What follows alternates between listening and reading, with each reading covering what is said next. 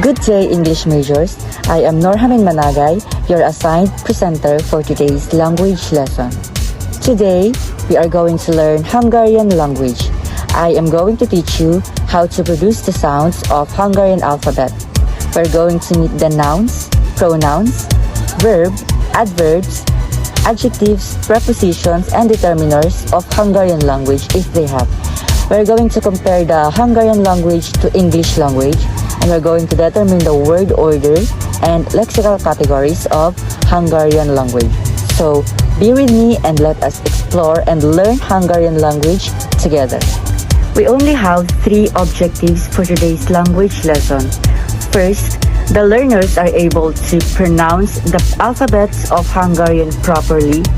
Second, the learners are able to construct at least simple sentences or phrases in Hungarian.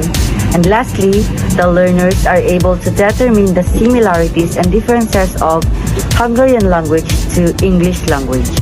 The Hungarian alphabet is an extension of the Latin alphabet used for writing the Hungarian language. The alphabet is based on the Latin alphabet with several added variations of letters. The Hungarian alphabet contains 40 natural letters including 14 vowels.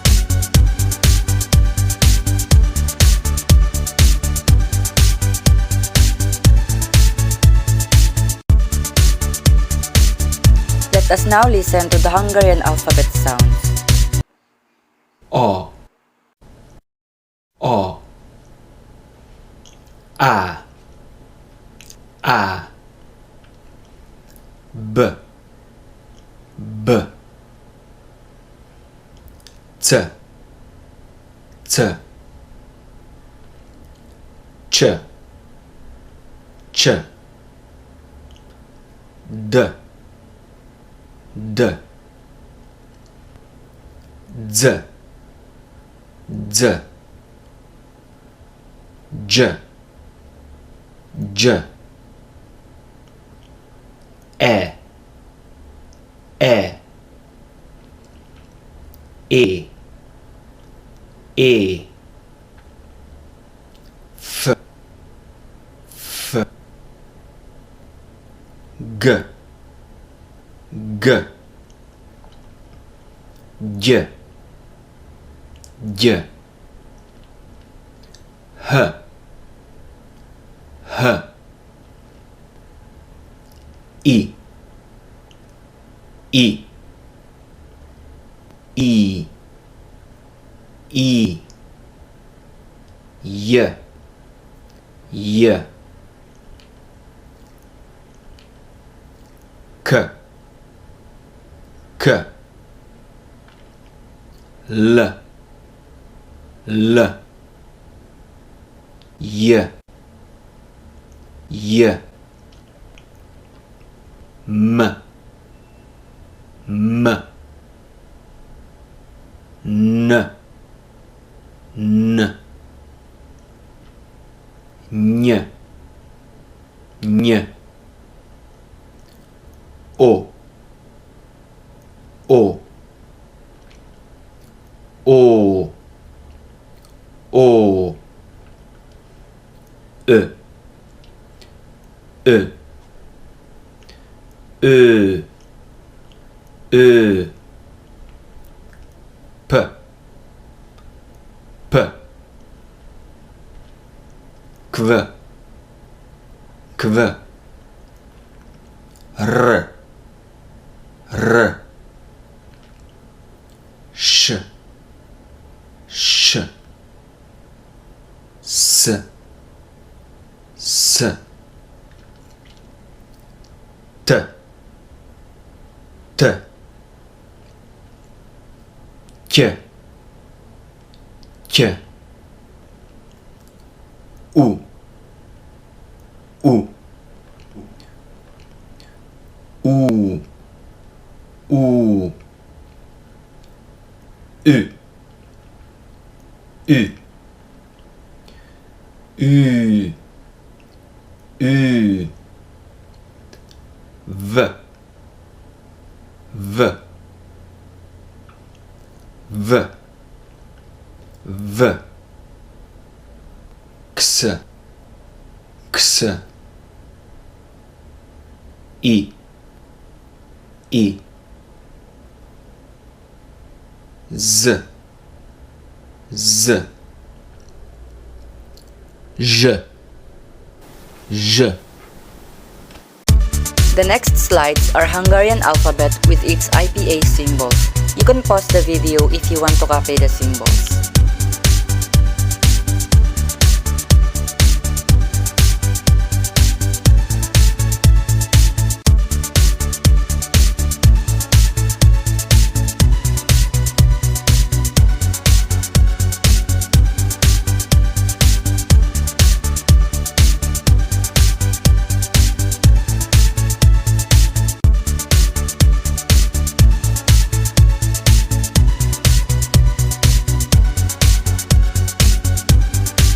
Let us now meet the personal pronouns of Hungarian.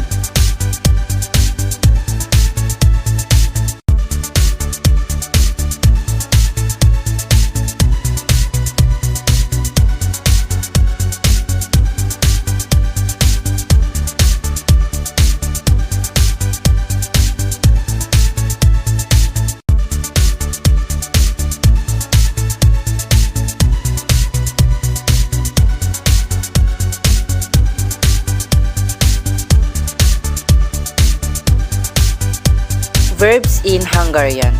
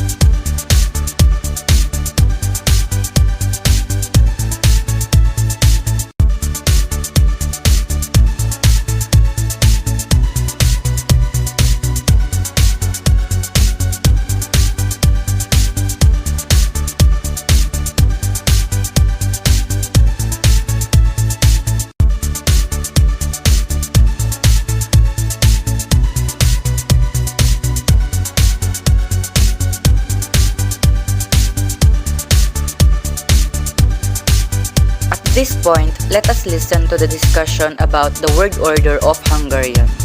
The most important thing that you should remember related to word order in Hungarian is that it is very undefined, it is very flexible. Almost any variation is acceptable, however, each of them may carry a slightly different meaning. So two basic principles still exist, and one of them is, if there is no special emphasis, all parts of the sentence occur between the subject and the predicate, which is, in most cases, it's the verb itself. For example, János ma reggel iskolába megy. John goes to school today in the morning. So this is the subject, János, and the verb megy, and all the other parts come between them. In case you don't know, the verb to go in Hungarian is menni, and here it's basically just conjugated in the third person singular. Now, the second principle, if you want to emphasize something, then you should include it in front of the verb. For example, János ma megy iskolába. John goes to school today, not tomorrow and not the next week, today. János reggel megy iskolába. So he goes to school in the morning, not in the afternoon and not in the evening. So if you want to emphasize that he goes to school in the morning, you have to put it in front of the verb. János iskolába megy ma reggel. John goes to school today in the morning. He goes to school and not to a concert, for example. And the last version, ma reggel János megy iskolába. So today is John who goes to school, not Peter and not Robert, John. So all of these versions are acceptable, they're correct. The only slight difference is, it really depends what you want to emphasize. If you want to emphasize something, remember to put it in front of the verb. In case of interrogative sentences, you have to emphasize the interrogative word. For example, mikor megy János iskolába? When does John go to school? Or Ki megy iskolába? Ki megy ma iskolába? Who goes to school today?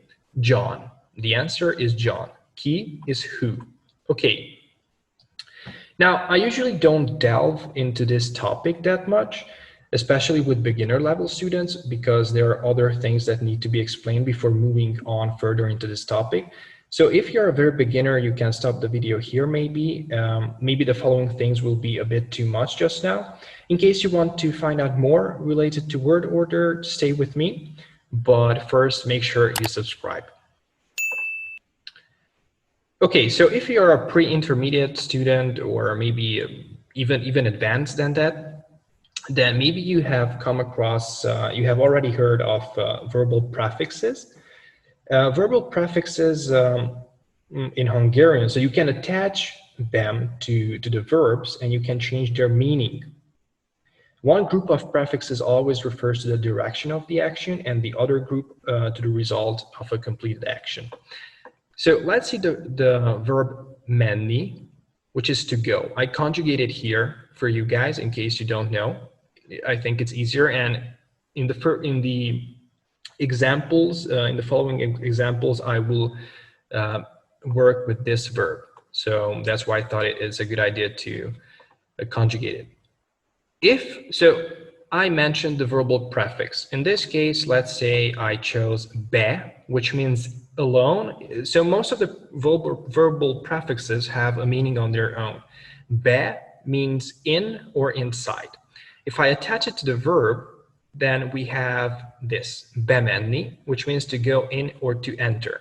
For example, János bemegy az iskolába. John goes inside the school. He enters the school. Én bemegyek a házba. Ők bemennek a boltba.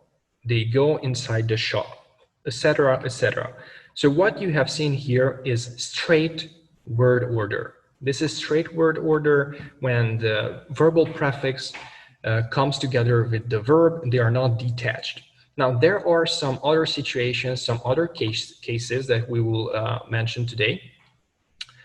First, we can have a reverse case, an interrupted one, and again, a straight one. So when do we have reverse order? We have reverse order when we have a negation or a question word.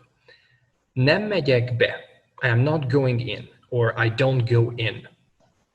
You have to separate the verbal prefix, which from now on will be underlined in all the examples. You have to separate it from the verb stem. When we have question words, again, they have to be detached. Mikor mész be? When are you going in? And this is a special case, so to say, when it's not about negation and it's not about a question word. If you want to emphasize a part of a speech, a part of the sentence, for example, this one, a barátom éppen most megy be. My friend is going in right now. So if you want to emphasize the fact that he's going in right now in this exact moment, you have to separate the verbal prefix from the verb itself. Okay, now let's move on to the next case, interrupted word order. What's that? So in the case of interrupted word order, whenever we have an auxiliary word, we have to separate the verb stem from the verbal prefix. But it's very important to include the auxiliary verb between them. For example, be akarok menni, I want to go in. Be tudok menni, I go in, I can go in, I am able to go in. Be kell mennem, I have to go in. So these are what we call in Hungarian auxiliary words. To want, to be able to, and must, for example. But I think it's the same in English. In English also we have modal verbs, or also in German. Now, this was interrupted word order, and the final case is, you can call this either, so well, I call it personally, I call it straight to, but you can call it like, I don't know, secondary straight, for example, but you don't even have to name them, just be able to use them in your conversations. Now, when do we have a straight word order? Again, we have a straight word order when we have an auxiliary word and also a negation or a question word. For example, if in this case I have a negation, nem, and I have also an auxiliary word, then the verbal prefix will go together with the verb. Nem akarok bemenni. I don't want to go in. Or in case of a question word, mikor tudunk bemenni? When can we go in? Ki akar bemenni? Who wants to go in?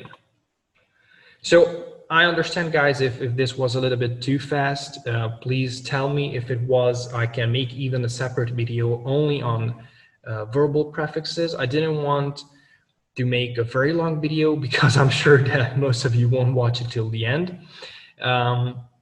Yeah, so this was basically it.